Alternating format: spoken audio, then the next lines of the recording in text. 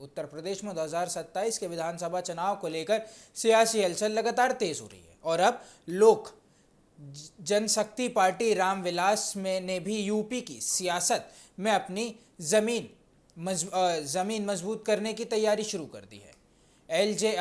LJP Ramvilas ने साफ कर दिया है कि पार्टी अब बिहार की तंज पर उत्तर प्रदेश में भी संगठन विस्तार और जनसंपर्क अभियान चलाएगी। इसके लिए सितंबर 2026 से जनवरी 2027 तक कई बड़े कार्यक्रम आयोजित किए जाएंगे।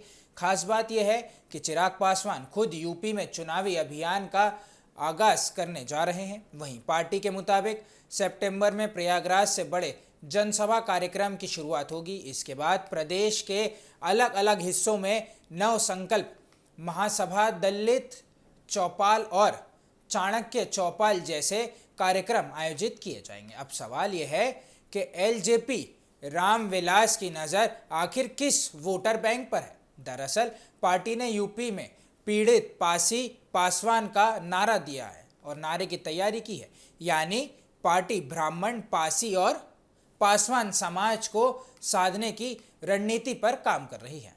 अब पार्टी का कहना है कि इन समाजों को राजनीतिक प्रतिबंधित देने पर भी फोकस किया जा रहा है। अब इसके बाद ही युवा और जेन जी से मुद्दे और जुड़े मुद्दे भी पार्टी के एजेंडे में रहेंगे। अब बेरोजगारी जैसे मुद्दे को लेकर भी एलजेआर रामविलास जनता के बीच जाने की तैयारी कर रहे हैं।